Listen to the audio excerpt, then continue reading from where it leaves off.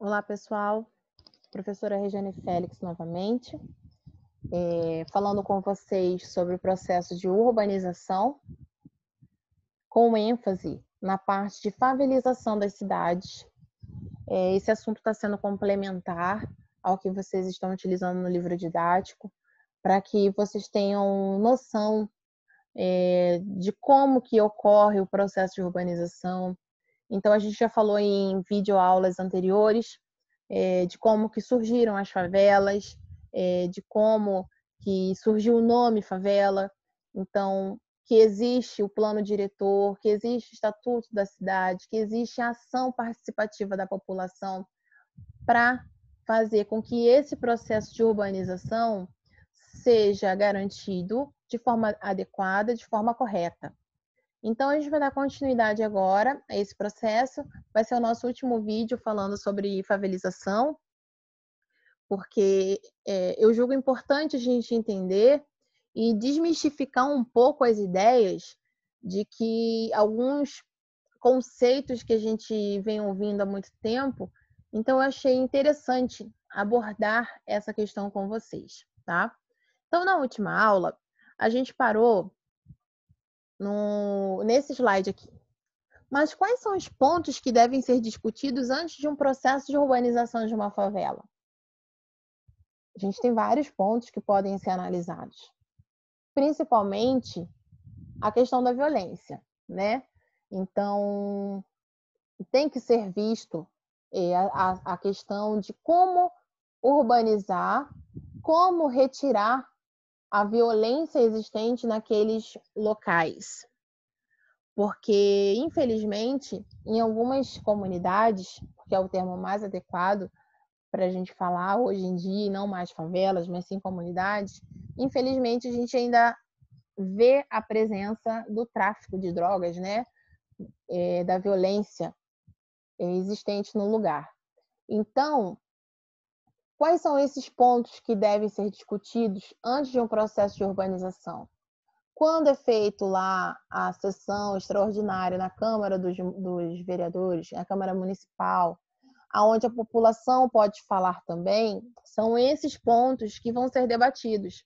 Então, por isso que eu falei na outra aula que era importante a população fazer parte dessas reuniões extraordinárias, quando vai ser votado o plano diretor, quando vai ser montado o plano diretor, porque só quem vive sabe a realidade. Só quem enfrenta todos os dias a realidade de morar numa favela, numa comunidade, sabe os desafios que é. Então, por isso que eu falo que é muito importante a comunidade, todos os cidadãos, estarem presentes nesses debates. Então, os pontos que devem ser discutidos, eu coloquei só alguns para não ficar muito extensivo, sabe? Muito extenso, muito cansativo. É visar quais são os principais anseios da comunidade. Então, eu penso, eu me colocando no lugar de uma pessoa que mora em uma comunidade, eu ia querer ter infraestrutura. Como assim infraestrutura? Ter asfalto, ter energia elétrica, ter uma água encanada, ter o esgotamento sanitário, ter uma área de lazer para os meus filhos brincarem, ter a segurança. A segurança que eu falo é de policiamento na rua, ter a segurança, o sentimento de estar seguro, de poder andar pela minha comunidade sem ver o tráfico, sem ver o armamento, sem ver a questão da ilegal, né? Da parte da comunidade, que infelizmente ainda existe em algumas. Então, quais seriam esses anseios? Isso que é preciso perceber. Quais são as necessidades, quais são os desejos das pessoas que moram na comunidade para que esses desejos sejam atendidos. Que seja colocar uma rede de telefonia, uma torre de telefonia de internet, que coloque um posto de saúde, que seja a unidade básica da família, aonde atenda tanto a criança quanto ao idoso, entendeu? Então, assim, quais são os anseios? Ou seja, as necessidades básicas que aquelas pessoas ali precisam para não ter que se deslocar para outros lugares. Ou seja, o filho está doente, está com 40 graus de febre e às 11h30 da noite ter que sair de uma comunidade para atravessar a cidade para achar um hospital. Se tivesse uma UPA naquela localidade, era só pegar a criança e levar no UPA.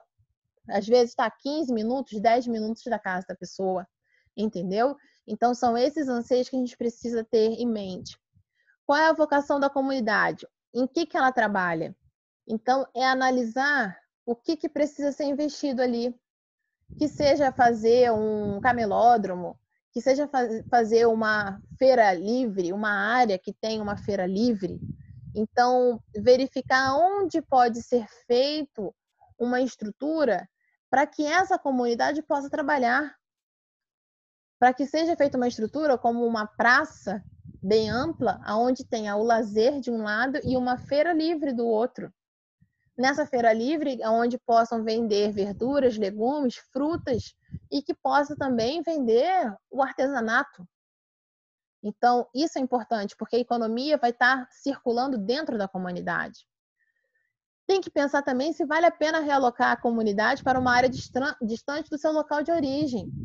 Às vezes, o governo, por medidas extremas, constroem conjuntos habitacionais e preferem tirar aquela família, aquelas famílias de um determinado lugar e colocar nesse conjunto habitacional a quilômetros de distância, dificultando a proximidade do trabalho, dificultando o ir e vir, né, para a escola, o ir e vir ao trabalho, a proximidade com os familiares. Então, tem que ser analisado isso também, antes de sair realocando as famílias, colocando lógico que a gente tem que pensar que essas atitudes são pensadas para tirar da extrema pobreza, tirar dos riscos de deslizamentos, de desabamentos. Lógico que a gente tem que pensar nisso. Mas se a gente está fazendo um processo de urbanização onde a gente tem tempo suficiente para analisar, aí é diferente. Agora, quando acontece um evento extremo, aconteceu uma chuva, teve desmoronamento e a gente precisa realocar essas famílias, aí é outra história. Mas enquanto a gente está falando de processo de urbanização, onde a gente pode fazer um planejamento, é outra história. Então, a gente tem que analisar se fica viável realocar para uma outra localidade, se fica perto da escola, se fica perto do trabalho. Porque escola, tudo bem, o aluno pode ser transferido, mas e o trabalho? Se aquele indivíduo leva 10 minutos de casa até o trabalho, naquele lugar, e se ele for morar em um outro lugar, vamos dar um exemplo do Rio de Janeiro e São Paulo, que é tudo muito distante. Então, o que ele levava 10, 15 minutos para chegar no trabalho, agora ele leva 2h30. Tem que pegar 3 ônibus para chegar. Às vezes 2 ônibus e um metrô para chegar. Então, tem que ser analisado isso. Caso haja necessidade de realocar a comunidade, esse novo local será perto do trabalho que a comunidade costumava exercer? Olha o exemplo que eu acabei de dar. Se não for possível a comunidade continuar com o mesmo tipo de trabalho exercido anteriormente, como qualificá-la para um novo exercício? Ou seja, se numa situação em que é necessário, eles viram que tem um risco iminente de morte, de desabamento, e precisa realocar, então dá assistência, que seja uma assistência a um aluguel, que seja assistência a um curso preparatório, que seja uma assistência para poder qualificar essas pessoas para conseguir um novo emprego, entendeu? Então, é necessário ouvir a comunidade para a gente poder chegar a uma conclusão e ter um processo de urbanização satisfatório. E quem vive nessas favelas? Gente, importante isso que eu quero frisar com vocês.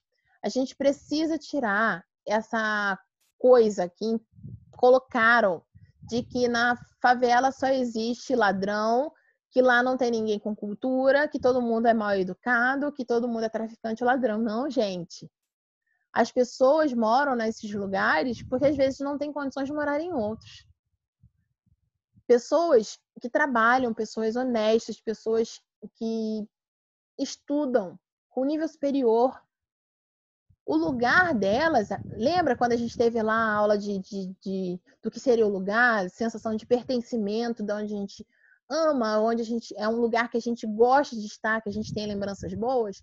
Talvez é um cara que tem faculdade, que trabalha num escritório de advocacia, mas ele não sai daquela comunidade porque ali ele nasceu, ele cresceu e ali ele constituiu a vida dele. Então, é o que eu peço para vocês. Para quando vocês ouvirem falar assim, ah, mas todo mundo que mora na favela é traficante ladrão. Não, são pessoas honestas também. A minoria que é traficante ladrão, a minoria, tá? Falar que favelado não tem cultura, gente, tem cultura sim, tem cultura do funk, do hip hop, entre outras coisas, de teatro. Grandes atores saíram do Morro do Vidigal, do projeto de teatro. Então existe cultura sim. E nem todo mundo é mal educado. Pelo contrário, as pessoas se ajudam. Então, assim, essa aula de hoje, ela acaba agora aqui com esse apelo para que a gente possa olhar para as pessoas que moram em comunidade com um olhar de igualdade. E não olhar que ele é inferior, ou ele é mal educado, ou ele não tem cultura. Tem a cultura dele. Cada um tem a sua essência, tem a sua especificidade. Então a gente precisa ter essa sensibilidade para olhar o outro com respeito, para olhar o outro e tentar entender quais foram as necessidades que fizeram ele chegar naquele lugar. Talvez ele queira morar ali, ele escolha todos os dias morar naquele lugar, porque é ali que ele constituiu a família dele. Entendeu? Então, por hoje é só. Vamos conversando. Qualquer coisa, só chamar a professora, tá bom? Um beijo, beijo.